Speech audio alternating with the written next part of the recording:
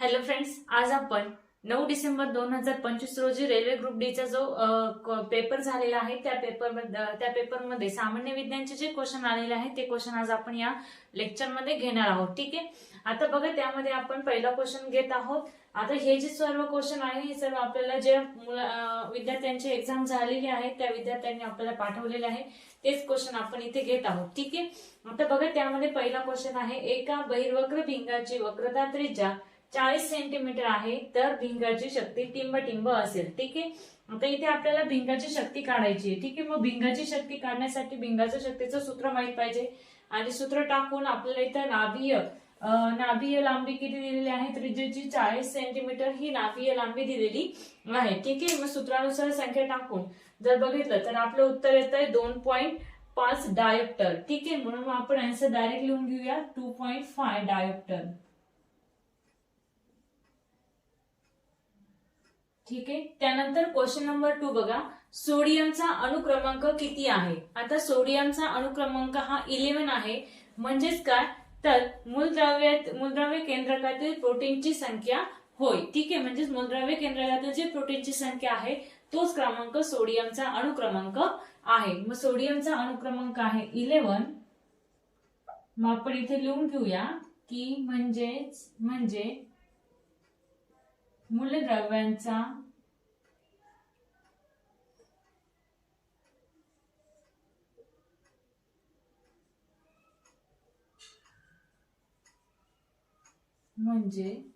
मूलद्रव्य केंद्रकातील प्रोटीनची संख्या होय. मूलद्रव्य केंद्रकातील प्रोटीनची संख्या होय.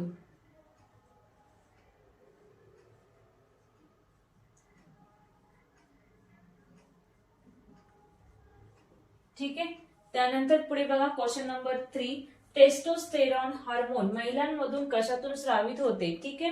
तर टेस्टोस्टेरॉन हार्मोन जे आहे ते महिलांमधून अंडाशयातून स्रावित होताना आपल्याला दिसून येतं आणि पुरुषांमधून जर बघितलं तर वृषणमधून वाहत असतं. ते वृषणमधून स्रावते. ठीक आहे. म्हणजे तुम्हाला याच्या रिलेटेड आता याच्यामध्ये महिलांमधून विचारलेलं आहे, तर मग तिथे जर पुरुषांमधून विचारलं तर मग तुम्हाला सांगता आलं पाहिजे की ते वृषणमधनं वाहिलं जातं आणि महिलांमधून अंडकोशामध्ये वाहिलं जातं. ठीक आहे, अंडकोश. त्यानंतर क्वेश्चन नंबर 4 बघा, झाडांमध्ये अन्नाची वाहतूक कोणत्या दिशेने होते. आता झाडांमध्ये अन्नाची वाहतूक वरून खालच्या दिशेने होते की खालून वरच्या दिशेने होते की दोन्ही दिशांनी होते. तर यामध्ये जर विचार केला तर झाडांमध्ये अन्नाची वाहतूक ही वरून खाली आणि खालून वर, म्हणजेच काय, तर ती दोन्ही दिशांनी होते. म्हणजे वरच्या आणि खालच्या दिशेने. वरच्या आणि खालच्या दिशेने.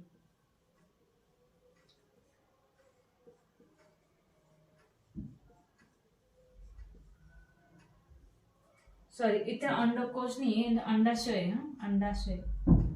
अंडाशय आणि पुरुषांमध्ये वृषण, ते बरोबर आहे.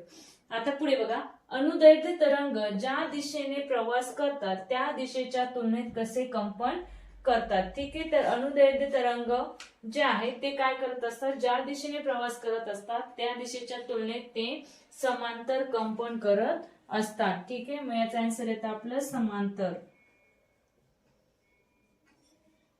ठीक आहे. त्यानंतर पुढचा क्वेश्चन आहे 6 नंबरचा, प्रोटीन पचन करणारे एन्झाईम पेप्सिन कशातून स्रावते. तर प्रोटीन पचन करणारे एन्झाईम पेप्सिन हे आमाशयामधनं म्हणजेच पोटामधनं स्रावते आणि हे प्रथिने हे पेप्सिन जे आहे एन्झाईम पेप्सिन हे अन्नाचं पोटामध्ये अन्नाचं पचन करण्याचं कार्य करत असतं. ठीक आहे. मग त्यालाच त्याचं आन्सर येतं आपलं आमाशय,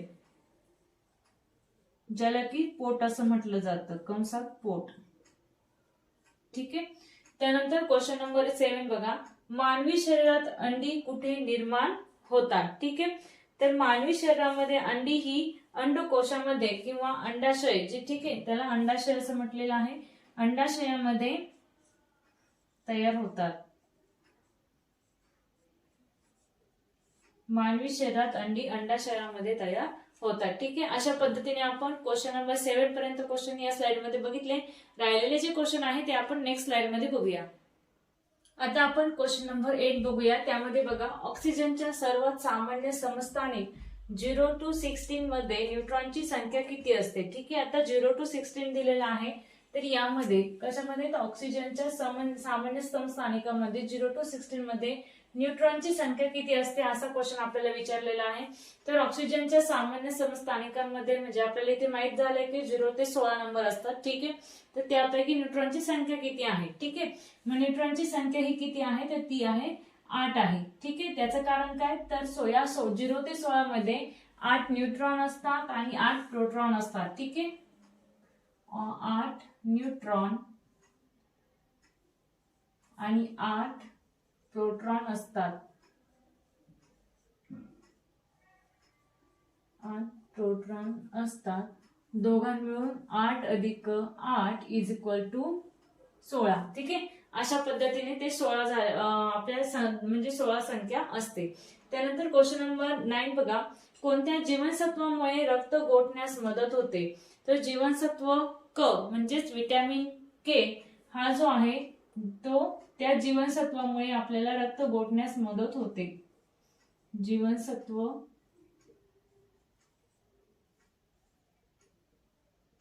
क. ठीक आहे, त्यानंतर 10 नंबरचा क्वेश्चन आहे, अणुविघटन म्हणजे काय?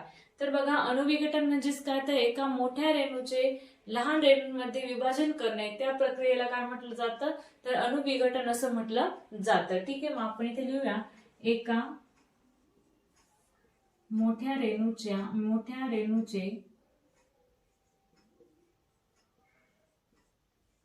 लहान रेणूंमध्ये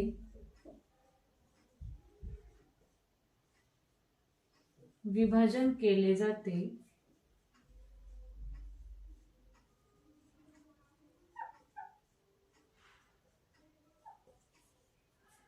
त्याला अणुविघटन म्हणतात.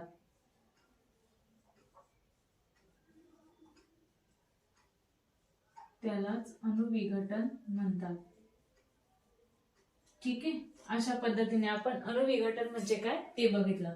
आता क्वेश्चन नंबर 11 बघा, प्रकाश संश्लेषणादरम्यान एटीपी कुठे तयार होतो? तर प्रकाश संश्लेषणादरम्यान एटीपी हा हरित लवकांमध्ये तयार होतो.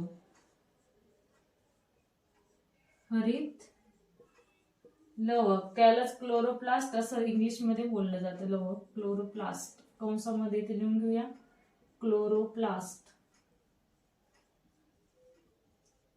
ओके, आता विद्यार्थी मित्रांनो, तुम्ही जर आपल्या युट्यूब चॅनलला सबस्क्राईब केलं नसेल तर सबस्क्राईब करून घ्या. त्याचबरोबर जर तुम्हाला आमच्या बॅचेस लावायचे असतील तर आम्ही ऑनलाईन क्लासेस घेतो. त्या क्लासेसचं नाव आहे रेल्वे प्रेमी मराठी क्लासेस. ठीक आहे, हे ऍप तुम्ही डाउनलोड करा. डाउनलोड केल्यानंतर तुम्हाला तिथे गणित, बुद्धिमत्ता आणि सामान्य विज्ञान या तीनही सब्जेक्टच्या ऑनलाईन बॅचेस मिळून जातील. ठीक आहे, जर बॅच घेण्यासाठी तुम्हाला जर काही अडचण आली असेल किंवा येत असेल तर मग तुम्ही खाली व्हॉट्सअप नंबर दिलेला आहे बघा, 8550935262 या नंबरवरती तुम्ही मेसेज करून विचारू शकता. ठीक आहे, चला आता आपण क्वेश्चन नंबर बघूया 12.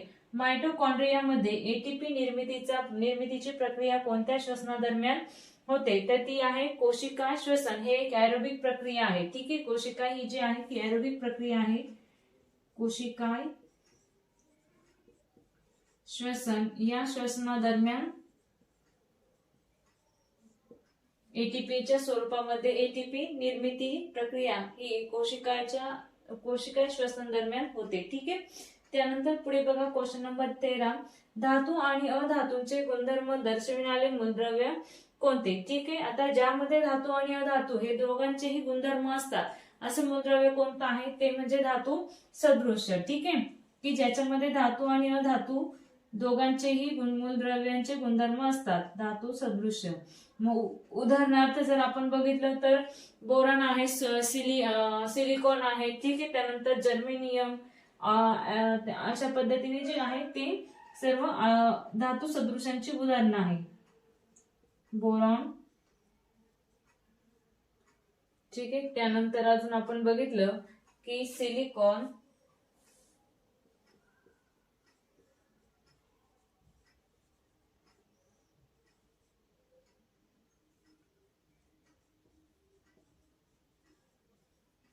जर्मेनियम इत्यादी धातू सदृशांची उदाहरणे आहेत. ठीक आहे. त्यानंतर क्वेश्चन नंबर 14 बघा, तरंगदैर्घ्य मुख्यत्वे कोणत्या दोन घटकांवरती अवलंबून असते. ठीक आहे. तर मग तरंगदैर्घ्य हे कोणत्या दोन घटकांवरती अवलंबून असते, तर तरंग गती व वारंवारता या दोन घटकांवरती अवलंबून असते. तरंग गती व वारंवारता या दोन घटकांवरती अवलंबून असते. ठीक आहे. अशा पद्धतीने आपण इथे क्वेश्चन नंबर 14 पर्यंत क्वेश्चन बघितले. राहिलेले जे क्वेश्चन आहे ते आपण नेक्स्ट स्लाइड मध्ये बघूया. आता बघा क्वेश्चन नंबर 15 क्वेश्चन नंबर आहे. नंबर थोडे चुकलेले आहे, 16 आणि 17. ओके. आता बघा क्वेश्चन नंबर 15 बघा, सर्व ऑक्सिजन अणूंमध्ये किती इलेक्ट्रॉन असतात. ठीक आहे. तर बघा सर्व ऑक्सिजन अणूंमध्ये किती इलेक्ट्रॉन असतात, तर त्याच्या केंद्रकामध्ये एकूण 8 प्रोटॉन असतात. त्यामुळे एकूण 8 प्रोटॉनमुळे ऑक्सिजनच्या अणूंमध्ये 8 इलेक्ट्रॉन असतात. ठीक आहे. म्हणून आपण आन्सर लिहूया 8 इलेक्ट्रॉन. 8 इलेक्ट्रॉन आणि प्रोटॉन देखील किती असतात, तर 8 असतात त्याच्या केंद्रकामध्ये. पुढे बघा क्वेश्चन नंबर 16, रफ एंडोप्लाझ्मिक रेटिक्युलमच्या पृष्ठभागावर काय आढळते. रफ एंडोप्लाझ्मिक रेटिक्युलम याला शॉर्ट फॉर्म मध्ये RER असं म्हटलं जातं. ठीक आहे. मग त्यामध्ये रफ म्हणजे खडबडीत एंडोप्लाझ्मिक रेटिक्युलम जे आहे त्याच्या पृष्ठभागावर काय आढळते, तर खडबडीच्या पृष्ठभागावरती रायबोझोम्स हे आढळत असतात. ठीक आहे.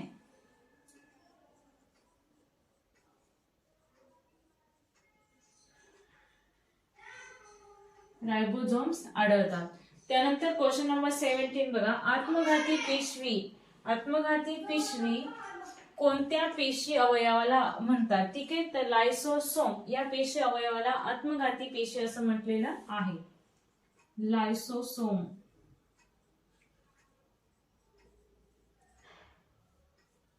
त्यानंतर क्वेश्चन नंबर 18 बघा, विरघळलेला वायू कोणता आहे जो समुद्रातील जैवविविधतेसाठी आवश्यक आहे. ठीक आहे. आता तो कोणता आहे, तर विरघळलेला, पाण्यामध्ये मिक्स झालेला असा कोणता वायू आहे की जो समुद्रातील जे जैवविविधता आहे म्हणजे जे प्राणी आहे त्यांच्यासाठी उपयोगी ठरतो. मग तो कोणता आहे, ऑक्सिजन. जसं की प्राणी जे उभयचर प्राणी आहेत किंवा जमिनीवर राहणारे प्राणी आहेत जे की त्यांना जशी ऑक्सिजनची आवश्यकता असते, तसेच पाण्यामध्ये राहणारे जे प्राणी आहे किंवा जे छोटे छोटे जीव आहे त्यांना देखील ऑक्सिजनची आवश्यकता असते. जसे की मासे आहे, खेकडे आहे, हे काय करत असतात, तर समुद्राच्या पाण्यामध्ये मिसळलेला जो ऑक्सिजन आहे, ठीक आहे, विरघळलेला, तो ऑक्सिजन त्यांच्या एकतर ते त्यांच्या कल्ल्यांच्या सहाय्याने किंवा शरीराच्या वरचा जो भाग असतो त्या वरच्या भागाच्या सहाय्याने ते काय करत असतात, तर त्याचं श्वसन क्रिया करत असतात. म्हणजे ऑक्सिजन हा जो वायू आहे हा जलचर प्राण्यांमध्ये देखील श्वसनासाठी अत्यंत महत्वाचा आहे. ठीक आहे.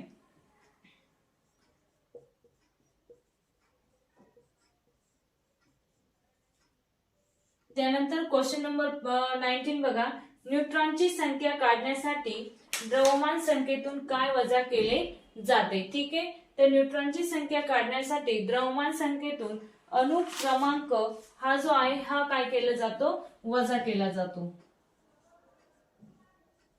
अणु क्रमांक. त्यानंतर क्वेश्चन नंबर 19 बघा, 20 बघा, जर एखाद्या वस्तूची उंची दुप्पट केली तर तिच्या स्थितीज ऊर्जेवर काय परिणाम होईल. आता जर एखाद्या वस्तूची उंची दुप्पट केली तर तिची स्थितीज ऊर्जेवर काय परिणाम होईल, तर तिची स्थितीज ऊर्जा देखील काय होणार आहे, ती देखील दुप्पट होईल. मग आपण ती लिहूया, ती दुप्पट होईल. ती दुप्पट होईल. ठीक आहे. अशा पद्धतीने आपण इथे क्वेश्चन नंबर 20 म्हणजे पूर्ण क्वेश्चन आपण या लेक्चर मध्ये बघितलेले आहे. ठीक आहे. थँक्यू.